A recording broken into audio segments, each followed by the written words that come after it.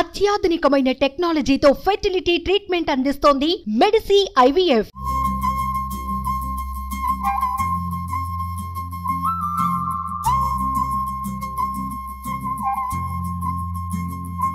Suman TV ప్రేక్షకులందరికీ వినాయక చవితి శుభాకాంక్షలు. చవితి నాడు చాలా రకాల పదార్థాలు దేవుడికి నివేదన చేస్తాం మనం. అయితే పిండి వంటలు చేయము ఎక్కువగా, అంటే నూనెలో వేసేవి, వేయించేవి చేయకుండా ఉడికించేవి, బియ్యంతో సంబంధం ఉన్నవి రకరకాల పదార్థాలు చేస్తాం. 3-4 రకాల పదార్థాలు చేసి పెట్టే ఆచారం కూడా కొన్ని ప్రాంతాల్లో ఉంటుంది. ఒక్కో ప్రాంతాల్లో ఒక్కో రకంగా చేస్తారు. బియ్యపు రవ్వతో, బియ్యపు పిండితో, తర్వాత పిండిని ఉడికించి, పాలలో ఉడికించి, బెల్లం పాకంలో ఉడికించి, రకరకాలు కుదిరినన్ని రకాలు చేసుకుందాం మనం. మొదట బియ్యపు రవ్వతోటి కుడుములు, ఈ ఉండ్రాళ్ళు అంటాం. బియ్యపు నూక ఉండ్రాళ్ళు. ఇది కొన్ని చోట్లేమో బియ్యపు పిండితో చేసి ఉడికిస్తారు. మా ప్రాంతంలో ఏంటంటే ఈ బియ్యపు రవ్వని ఉడికించి ముందు, తర్వాత వాటిని మళ్ళీ స్టీమ్ చేయటం మా పద్ధతి. సో మొదట చేద్దాం. మనం ఏ కప్పు నూక తీసుకున్నామో, బియ్యపు నూక ఏంటంటే మనం రెడీమేడ్ బజార్లో దొరికేది తీసుకోవచ్చు, లేదా మరకి పట్టించేసి బియ్యం కడిగి ఆరబోసేసుకుని మరకి పట్టించవచ్చు, లేదా మనమే మిక్సీలో వేసుకుని కొంచెం సన్నపాటి రవ్వ, ఈవెన్గా ఉండాలి. రవ్వ చిన్నది పెద్దది కాకుండా ఉంటే చక్కగా ఉడికిపోతుంది. 1 కప్పు రవ్వ తీసుకుంటే సుమారుగా అంత శనగపప్పు, 1 గుప్పెడు శనగపప్పు సరిపోతుంది. దీనికి పెద్ద కొలతే ఉంటుంది, కనిపిస్తుంది కదా, ఇంతే కొలత. మనం ఇది గ్లాస్ పెంచామనుకోండి, పెద్ద గ్లాస్ అయితే ఇలాంటివి 2 అట్లా లెక్క పెట్టుకుంటే సరిపోతుంది. లేదా ఒక చిన్న కప్పు అనుకోండి, ఈ పెద్ద కప్పు రవ్వకి ఈ చిన్న కప్పు శనగపప్పు.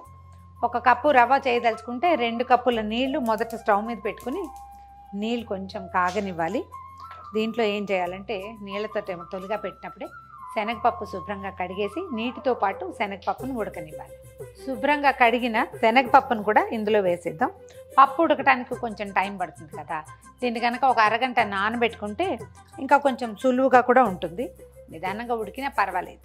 నీళ్లు బాగా మరిగాకే మనం బియ్యపు రవ్వ వేస్తాం. ఇందులో శనగపప్పు ఉడుకుతూ ఉంటుంది, నీళ్లు మెల్లిగా మరుగుతూ ఉంటాయి. మరుగు వచ్చిన తర్వాత చూద్దాం. నీళ్లు మసులుతున్నాయి. ఇప్పుడు ఏం చేద్దామంటే నీళ్ళకి సరిపడా ఉప్పు వేసేద్దాము. 1 చిన్న స్పూన్ జీలకర్ర, కొద్దిగా నెయ్యి. ఈ నెయ్యి కానీ 1 చుక్క నూనె అయినా వేసుకోవచ్చు. ఏంటంటే ఇది ఉండలైపోకుండా అనమాట. ఈ రవ్వ ఎత్తి ఇందులో పోసి పూర్తిగా సిమ్లో పెట్టండి. ఎంత చిన్న స్టవ్ మీదకి మారిస్తే అంత మంచిది. ఎందుకంటే మనకి రవ్వ బాగా పూర్తిగా పలుకుపోయేదాకా ఉడకాలి. అప్పుడప్పుడు కదుపుతూ మూత పెట్టి ఉడకనివ్వండి. మధ్యలో నేను ఒకసారి పైకి కిందకి కదిపాను, మధ్యలో అడుగు పట్టుకుంటుంది. లేకపోతే ఈ పాత్ర కనుక ఇత్తడిది పెట్టుకుంటే చాలా బాగా వస్తుందండి. అడుగు అంటిపోకుండా, వస్తువు వేస్ట్ కాకుండా ఈవెన్గా ఉడుకుతుంది. ఇదిగో ఉడికిపోయింది చూడండి. రవ్వ ఉడికిన భావకం కనపడాలి మనకి, కనిపిస్తుంది. తెల్లగా అయిపోయింది. అన్నం ఉడికినట్టుగా వాసన కూడా వస్తుంది. మనం పనిమాల పీల్చం కానీ కాస్త వాసన వస్తుంది కదా. దీన్ని ఏం చేద్దామంటే స్టవ్ నుంచి దించి పక్కన పెట్టేసుకుని కొద్దిగా చల్లారనిచ్చి ఉండలు చేసుకోవాలి. పక్కన పెట్టేద్దాము. ఈ రవ్వ పూర్తిగా చల్లారకుండా కొంచెం ఒక మాదిరిగా చల్లారాక తడి చేయి చేసుకుంటూ ఉండలు చేసేసుకోవాలి. మీకు ఇంకో షేప్ ఏదైనా ఇంట్రెస్ట్ ఉంటే అలా చేసుకోవచ్చు. నాకు ఎందుకనో ఈ గుండ్రంగా చేయటమే అలవాటైంది, నేను అంతే చేస్తున్నా. ఒకసారి చేయి తడి చేసుకుంటే మనం ఇది వేడి పట్టగలుగుతాం అనమాట. మొత్తం చల్లారిపోయింది అనుకోండి, రవ్వగా విడిపోతుంది. అట్లా విడిపోకూడదు మనకి.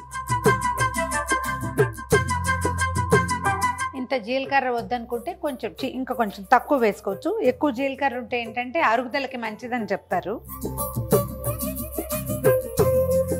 మనం కుడుములన్నీ ఉండ్రాళ్ళని ఉండలు చేసి పెట్టుకున్నాం కదా, వీటిని మళ్ళీ ఒకసారి స్టీమ్ చేయాలి. అంటే ఆవిరి మీద కొంచెం ఉడికించాలి. కుడుము ఎట్లా చేస్తాము అలాగా. ఒక వెడల్పాటి పాత్ర ఏదైనా ఇడ్లీ పాత్రలో పెట్టుకోవచ్చు. 1 గిన్నెలో నీళ్ళు పోసి పైన వాసన కట్టి దాని మీద కూడా పేర్చచ్చు. ఏది అవకాశం ఉంటే అది. ఈసారి ఇది ఉంది మన దగ్గర, ఐకియాలో దొరుకుతుందండి. మేము అక్కడే తీసుకున్నాము. ఆన్లైన్ కూడా దొరుకుతాయి. ఇవేంటంటే స్టీమ్ చేసుకోవడానికి వీలుగా ఉంటుంది. చూడండి, ఇలా ముడిచేసి పక్కన పెట్టుకోవచ్చు. కావాల్సినప్పుడు ఓపెన్ చేసుకోవచ్చు. దీంట్లో చాలా చేయొచ్చు. మనం ఉడకబెట్టే, అంటే స్టీమ్ చేయాల్సిన అన్ని రకాల వస్తువుల్ని, ఆవిరి కుడుములు ఏవైనా సరే ఇందులో వేసేసుకోవచ్చు. వరుసగా వీటిని పేర్చేద్దాం ఇందులో.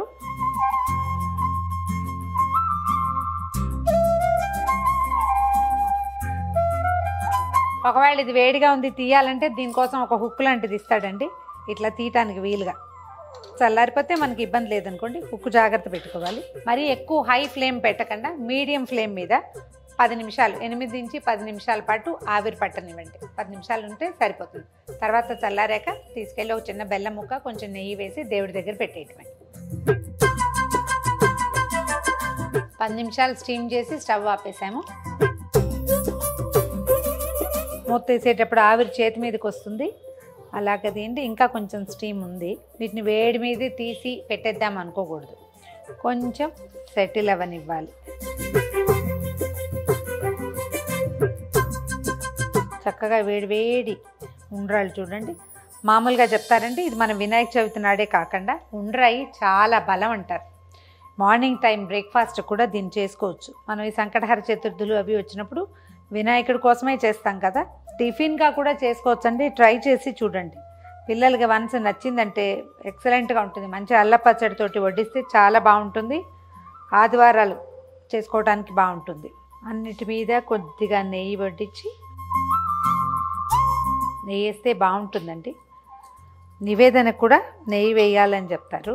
వేడిగా ఉంది కదా, కరిగిపోతుంది ఆటోమేటిక్గా. ఒక చిన్న బెల్లం ముక్కతోటి, అంటే ఇందులో తీపి లేదు కదా అందుకోసం అన్నమాట. తయారు చేసి పెట్టుకున్న అన్ని ఉండ్రాళ్ళ మీద ఒక్కొక్క చుక్క చుక్క వేసి కొంచెం బెల్లం వేసి నివేదన చేసేయటమే. దీన్ని టిఫిన్ లాగా కూడా చేసుకోవచ్చండి. వినాయక చవితికే కాకుండా మామూలు రోజుల్లో కూడా ఉండ్రాయి బలం అని చెప్తారు. ఎంతో బలవర్ధకమైన ఈ ఉండ్రాయిని వినాయకుడికి నివేదన చేసి మనకెంతో బలం కలిగించమని ప్రార్థిద్దాం.